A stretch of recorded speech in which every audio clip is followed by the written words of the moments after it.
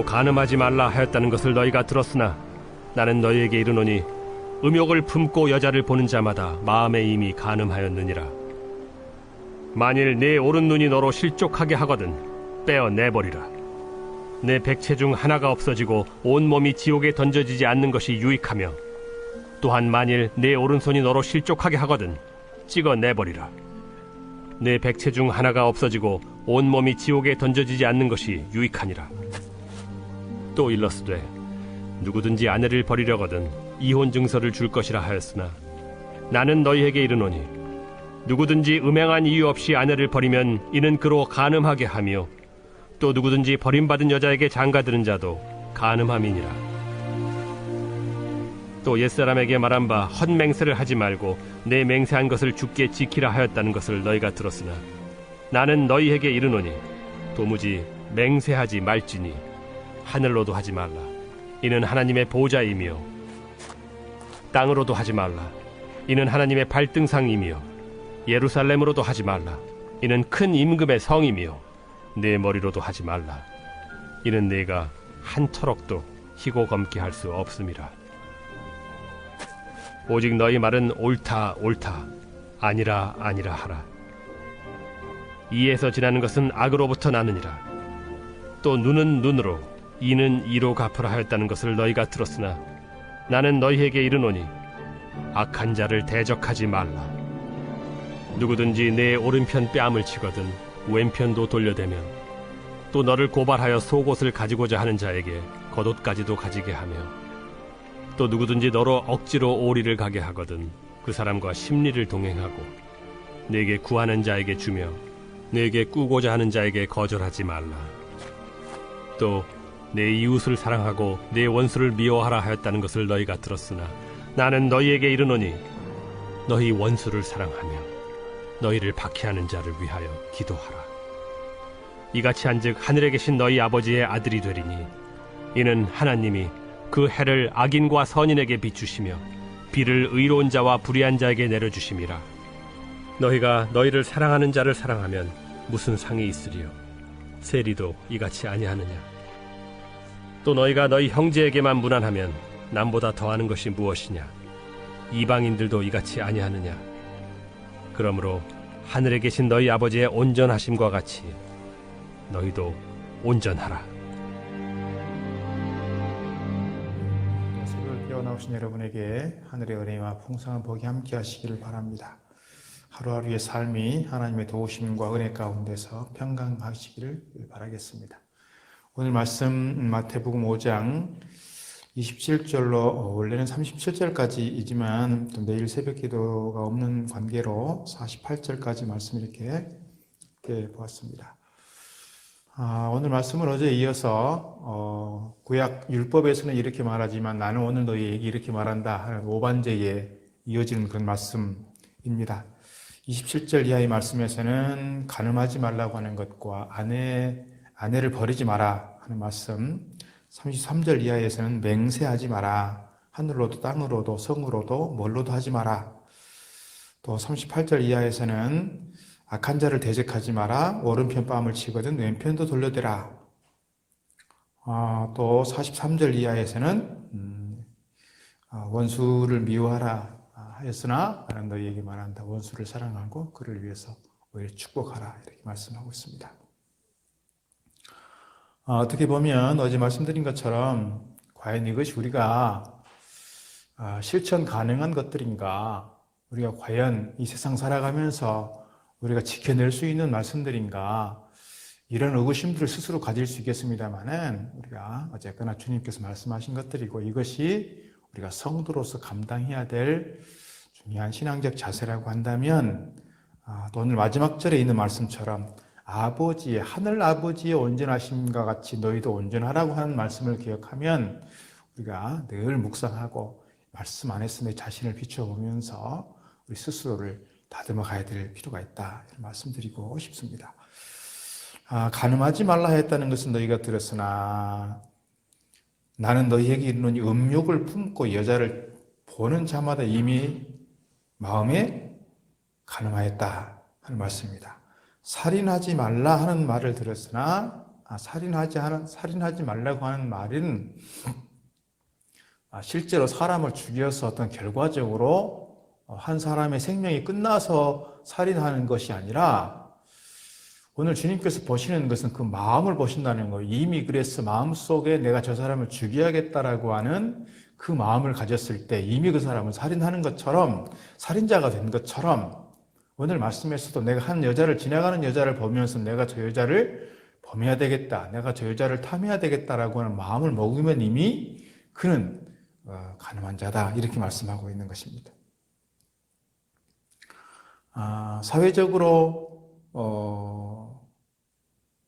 죄를 규정할 때에 어제 바리새인에 대해서 말씀을 잠깐 드렸습니다만 바리새인들은 외적으로 드러났던 형식과 결과에 대해서 집중하는 사람들이라고 그랬습니다. 그래서 자기들이 가지고 있는 어떤 형식을 중요시했고 이것을 자랑했고 과시했다고 했습니다. 그러나 오늘 주님께서는 외적으로 드러나는 어떤 행위의 결과가 중요한 것이 아니라 물론 그것도 중요하겠지만 그것만 가지고 판단하는 것이 아니라 주님께서는 이미 그 마음가짐을 가지고 판단한다는 거예요. 이것이 뭐냐? 바리새인들의 의보다 나은 의라는 것입니다. 바리새인들이 가지고 있는 그 의보다 더 낫지 아니하면 너희가 심판을 받지 않는다라고 말씀하셨을 때 바리새인들의 의는 나타난 결과만 가지고 본다면 오늘 우리가 이루어야 될 의는 우리 마음으로부터 이미 의를 이루어가야 되는 것이다. 이렇게 말씀드릴 수가 있는 것이죠. 이혼에 대한 계명도 있습니다. 누구든지 아내를 버리려거든 이혼 증서를 줄 것이라 하였으나 나는 너희에게 이르노니 누구든지 음행한 이유 없이 아내를 버리면 이는 그로 가늠하게 함이요 또 누구든지 버림받은 여자에게 장가드는 자도 가늠함이라. 이건 그때 당시의 사회적 배경을 우리가 조금 이해할 필요가 있습니다. 모세 율법에 왜 이런 것들이 들어오게 되었을까? 왜 예수님께서도 이런 말씀들을 하고 있는가? 율법에 보면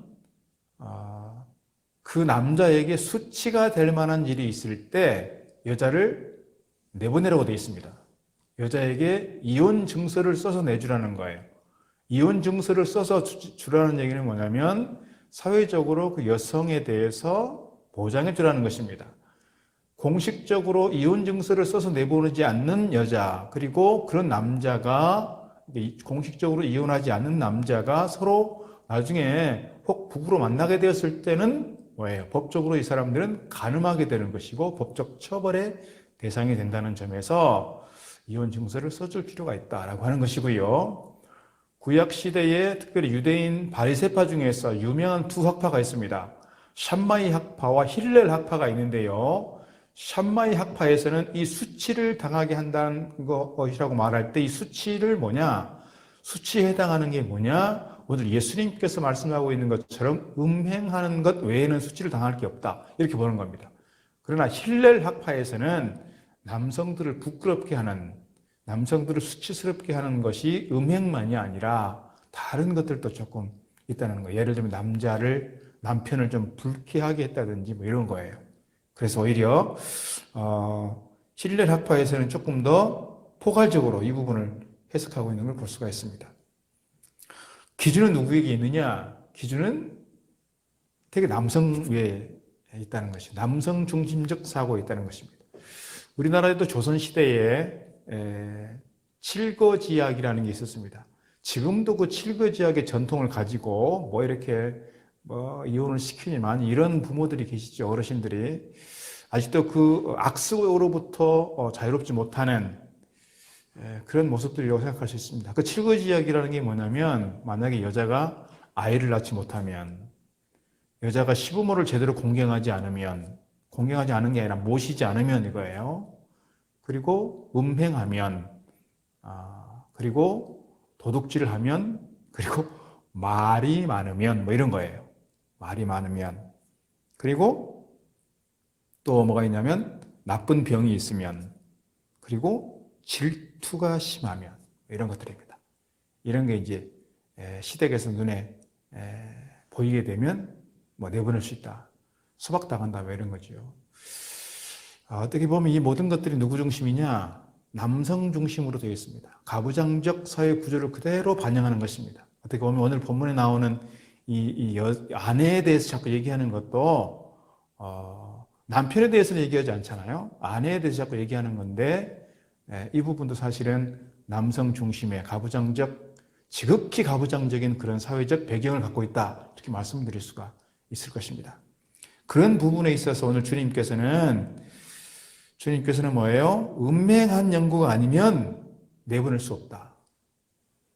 그리고 내보내야 되거든 이혼 증서를 써서 내보내줘라. 이혼 증서가 없이 나가서 다른 남자를 만났을 경우에는 법적 처벌의 대상이 되기 때문에 그런 부분들을 보호해 주겠다라고 하는 그런 맥락에서 우리가 이해해 볼 수가 있는 것이지요. 그런 부분에서 오늘 사회 규범상 예수님의 이 말씀은 상당히 그때 당시에 사회적으로 진보적인 측면이 있었다, 이렇게 말씀드릴 수가 있을 것입니다. 너무나도 여성 차별적인 사회에서 그래도 여성들을 조금 보호하겠다라고 하는 그런 주님의 마음을 우리가 읽어볼 수가 있는 것이죠. 33절 이하에서는 맹세하지 마라 그랬습니다. 핵심을 말하자면 헛맹세하지 마라. 헛맹세하지 마라. 헛맹세하지 말고 맹세한 것을 잘 지키라 그랬습니다. 가끔씩 방송에 보면 남편들이 뭐 술을 먹고 왔다거나 뭐 외박을 하고 왔다거나 뭐 잘못해서 아내에게 늘 쓰는 게 있습니다. 각서를 씁니다. 각서도 일종의 맹세지요. 근데 문제는 각서를 써본 사람이 계속 쓴다는 거예요. 계속 쓴다는 얘기는 뭐예요? 지키지 않는다는 것이죠. 지키지 않는. 오늘 맹세라고 하는 것도 지키지 않을 거면 하지 마라. 맹세를 했으면 목숨을 걸고 지켜라, 그런 뜻이기도 합니다. 오늘 말씀 보게 되면 하늘로도 하지 마라, 하나님의 보좌가 있는 것이요, 땅으로도 하지 마라, 하늘에 하나님의 발등상이요, 예루살렘으로도 하지 마라, 네 머리로도 하지 마라. 네 머리털럭 하나를 네가 검피할 수 있느냐? 아무것도 못하면서 머리로도 하지 마라. 저희가 어렸을 때는 주로 친구들하고 약속을 얘기할 때 맹세했던 적이 있습니다. 뭘 걸고 맹세합니까, 여러분? 우리 아버지를 걸고 맹세하고요, 내 성을 걸고 맹세합니다. 내가 이거 약속 안 지키면 내 성을 걸겠다, 뭐 이런. 그것은 내가 그만큼 이 약속을 꼭 지키겠다고 하는 그런 분명한 약속이지만, 그렇다고 해서 뭐 내가 약속 지키지 못했을 때 내가 아버지를 바꾸겠습니까? 성을 바꾸겠습니까? 뭘 하겠습니까? 약속은 내가 했으면 제대로 지켜야 되는 것이지 누구를 걸고 약속하지 마라, 이런 얘기를 하는 것이죠. 그래서 37절 말씀이 뭡니까? 오직 너희 말은 옳다 아니라 하라. 이에서 지나는 것은 나악으로 난다 그렇습니다. 다시 말씀드리면 옳다 아니라 할 정도의 말만 들어도 그 사람에 대한 분명한 신뢰가 생길 정도로 그렇게 살아야 되지 않겠느냐, 그런 이야기일 것입니다. 38절 이하에서는 눈은 눈으로 이는 이로 갚으라 하는 이야기를 너희가 들었으나 나는 너희에게 말한다. 악한 자를 대적하지 말라. 누구든지 내 오른편 뺨을 치거든 왼편도 돌려대라. 이것을 악용하는 사람들이 가끔씩 있죠. 특히 그 영화 같은 데 보면은 뭐 일진들이 이걸 악용하는 경우도 있고요. 나쁜 사람들이 있습니다. 또 너를 고발하여 속옷을 가지고자 하는 자에게 겉옷까지도 가지게 하라. 누구든지 너를 억지로 오리를 가게 하거든 그 사람과 심리를 동행하라. 내가 구하는 자에게 주며 구고자 하는 자에게 거절하지 마라. 눈에는 눈, 이에는 이라고 하는 것이 어떻게 보면 우리 일반적인 감정일 것입니다. 누구든지 우리가 당하는 만큼 내가 갚아주겠다 하는 그런 마음이 있는 거예요. 그런데 오늘 눈에는 눈, 이에는 이라고 하는 것은 그렇게 잔인하게 보복하겠다라고 하는 그런 사회적 규정이 아니라는 거예요. 이것도 어떻게 보면 누구를 위한 규정이냐면 사회적 약자들을 위한 규정입니다. 사회적인 약자들은 내가 억울한 만큼 당했으면 그만큼 갚아낼 수 있는 힘이 없어요. 그 사람에게 내가 그만큼 보복할 힘이 없다는 거예요. 그러니까 사회적 규정을 두고 그렇게 하는 거예요. 그런데 힘이 있는 사람들은 어떻게 하는 겁니까? 힘이 있는 사람들은 자기보다 힘없는 사람들에 대해서 자기가 당한 것보다 훨씬 더 3배, 4배, 10배로 갚는단 말이죠. 그런 맥락에서 오늘 이 눈에는 눈, 이에는 이라고 하는 것은 우리가 그만큼 범죄를 했으면 그에 따른 처벌을 해야 되는 것이지 그 이상 해서는 안 된다라고 하는 맥락에서 사회적 약자들을 보호하는 그런 맥락에서 우리가 이해해 볼 수가 있는 것입니다. 모세율법이라는 게 되게 그렇습니다. 사회적 약자들을 위한 것들이 많이 있습니다. 잘못 악용되었을 때 문제이죠. 힘이 있는 사람들은 자기들의 힘을 이용해서 힘이 없는 약한 사람들을 훨씬 더 강하게 보복할 수 있는 힘이 있기 때문에, 힘을 남용하기 때문에 오늘 이렇게 규정이 되어 있다라고 하는 거예요. 그런데 주님께서는 더 나아가서 뭐예요? 그런 약한 사람, 특별히 악한 사람들에 대해서 대적하지 마라. 오른편 뺨을 치는 사람들에게 왼편 뺨을 대라. 비폭력으로 대항하라는 거예요. 너를 고발하여 속옷을 가지려고 하는 사람, 이런 사람들에게 뭣도 주라? 겉옷도 주라는 거예요. 사실은 타인의 겉옷을 빼앗는 자는 뭐냐면 채권 추심을 위해서 살인이라도 하는 악랄한 사람들, 이렇게 이해해 볼 수 있습니다. 그런 악랄한 사람들에 대해서도 다 주라. 오른편 뺨을 치거든 왼편 뺨을 돌려대라. 그리고 로마의 군인들이 보통 피정복민, 식민지 사람들에게 노역을 시킬 때 무거운 짐을 들어서 어디까지 옮기도록 하냐면 하루에 보통 5리까지 옮긴다는 거예요. 이게 보통 그때 당시에 통상적으로 로마 군인들이 식민지 사람들을 노역시킬 때 했던 기준이라고 합니다. 그런데 오늘 주님께서는 5리만 가지 말고 10리까지도 가라. 돈을 꾸는 사람이 있으면 꾸어줘라. 꾸어주고 받을 생각하지 마라, 이런 얘기죠, 사실은. 이게 우리가 일반적 상식을 가지고 생각을 하면 얼마나 이게 억울한 일이냐 말이죠. 그래서 주님께서는 그렇게 하라는 거예요. 그렇게 하라. 저항하지 말고 오히려 적극적으로 불의한 일을 당하라. 왜 그래야 할까요? 예수 믿는 사람은 항상 이렇게 당하고 살아야 될까요? 억울하게 살아야 될까요? 희생을 당하면서 계속해서 이렇게 죽어 지내야 할까요? 주님께서는 그렇게 하라는 것입니다. 그렇게 하라. 왜요? 주님께서 그렇게 하셨다는 거예요. 주님께서 그렇게 억울하게 죽음을 당하셨고, 주님께서 그렇게 억울하게 수치를 당하셨고, 주님께서 그렇게 억울하게 빼앗기셨고, 주님께서 그렇게 억울한 길을 가셨습니다. 뿐만 아니라 사회적 가치, 사회적 흐름, 사회적 문화가 지금도 여전히 마찬가지죠. 얼마나 지금은 억울하다고 할 것도 별로 없잖아요. 억울한 일 조금이라도 생기면 어떻게 합니까? 당장 고소합니다. 당장 소송 겁니다. 우리나라처럼 이렇게 고소를 많이 하는 나라가 없다고 합니다.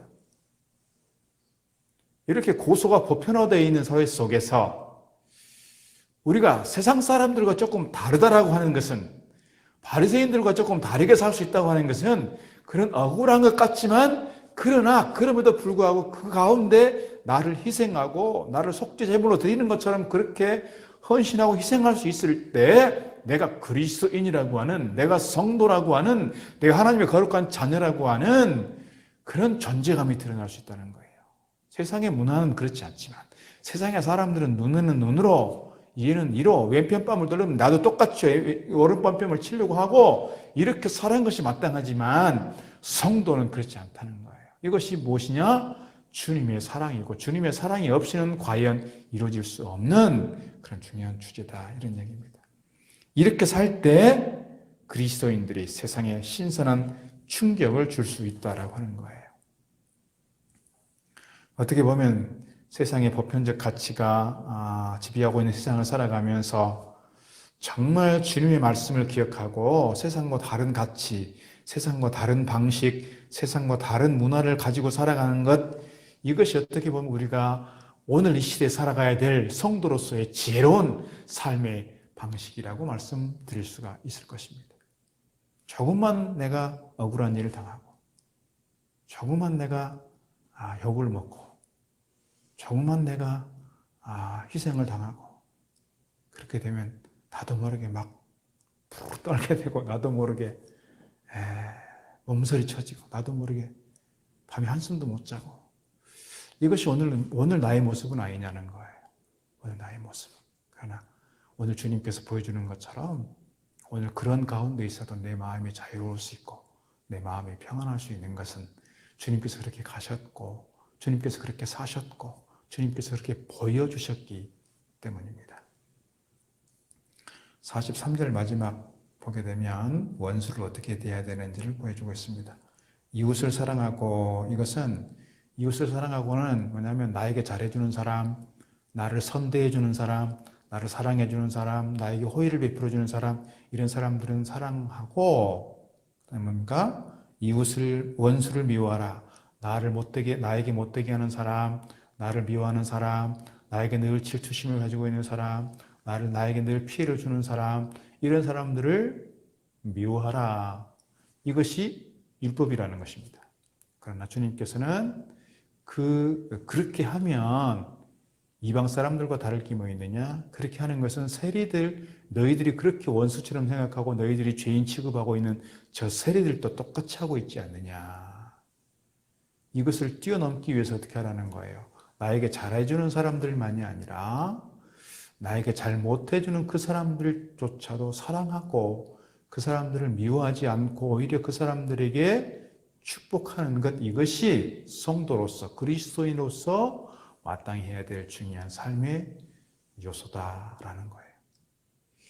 그렇게 이방인처럼 세리처럼 그렇게 할 거면 하지 마라, 뭐 이런 것이죠. 그렇게 하면 세상에서 그렇게 살아가면 무슨 상급이 있겠느냐? 무슨 상급이 있겠느냐? 정말 우리가 하나님의 거룩한 자녀가 되기 위해서는 45절에 있는 말씀처럼 우리가 하나님의 자녀가 되는 중요한 조건은 나에게 잘해주는 사람에게만 잘해주는 것이 아니라 나를 미워하는 그 사람도 내가 사랑해낼 수 있을 때 그것이 하나님의 거룩한 자녀로서의 조건이 된다는 거예요. 그런 점에서 우리가 하나님의 거룩한 자녀로서 살아간다는 것은, 우리가 하나님의 거룩한 백성으로 살아간다는 것은 오늘 이러한 정말 감당하기 어려운, 감당할 수 없는 그런 계명이고 그런 규정들이지만 이것을 감당해내려 할 때 내가 이 하나님의 아들로서의, 하나님의 자녀로서의 자격을 유지해가는 것이다. 이렇게 말씀드릴 수가 있을 것입니다. 사랑하는 성도 여러분, 오늘의 말씀은 보통 사람들의 마음으로 상당히가 아니죠. 아주 부담되는 그런 말씀입니다. 그래서 산상수훈이 오늘에 있는 말씀들이 과연 내가 지켜낼 수 있는 것들인가? 그럼에도 오늘 우리가 늘 이 말씀을 묵상하면서 나는 과연 어디에 서 있는가? 나는 어떤 모습으로 서 있는가를 늘 돌아보아야 할 것입니다. 그리고 이 말씀 앞에서 나를 반성하면서 내가 정말 주님의 뜻을 따르고 있는가? 주님의 제자의 모습으로 서 있는가? 하나님의 거룩한 자녀의 모습으로 살고 있는가를 늘 생각해야 할 것입니다. 오늘 마지막 절 하나 더 보면 그러므로 하늘에 계신 너희 아버지의 온전하심과 같이 너희도 온전하라 그랬습니다. 율법의 완성은 어제 사랑이라고 그랬습니다. 율법을 완성해 가는 것은 사랑이다. 이 사랑이 없이는 우리가 아버지의 온전하심과 같이 온전하게 내 자신을 세워갈 수 없습니다. 정말 내 안에 그리스도의 사랑으로 충만해서 정말 하나님께서 오늘 주님께서 말씀하시는 것들을 잘 지켜낼 수 있는 믿음의 용사들 다 될 수 있기를 주의 이름으로 축복합니다. 기도하겠습니다. 하나님 아버지 감사합니다. 오늘 말씀 통하여 정말 버겁기 짝이 없는 이런 말씀들을 다시금 저희가 듣습니다. 감당할 수 없는 주제의 말씀드린 걸 저희들이 압니다. 과연 이것이 가능할까? 불가능할 것 같은 그런 말씀들임을 저희가 압니다. 하지만 저희들 늘 주님을 생각하면서 주님 가신 그 걸음걸음들을 기억하면서 오늘 우리의 삶을 아름다운 모습으로, 건강한 모습으로, 신실한 모습으로 세워갈 수 있도록 인도하여 주시옵소서. 오늘 말씀 앞에 내 자신을 자꾸 세워가면서 내 자신이 어떤 자리에 서 있는지, 내 자신이 어떤 모습으로 서 있는지를 늘 돌아보게 하시고, 아버지 하나님, 내 자신의 모습들이 세상 사람들과 똑같은 모습들이 아니라 이방인들과 세리들과 똑같은 모습들이 아니라 정말 하나님의 거룩한 자녀답게, 주님의 제자답게 믿음의 용사로서 우뚝 서는 저희들 되도록 인도하여 주시옵소서. 오늘 하루의 삶도 그래서 주님을 따르고자 하는 거룩한 마음 가지고 주님의 뒤를 따르는 제자의 삶 살게 하여 주시옵소서. 예수님 이름으로 기도드리옵나이다. 아멘. 나의 마음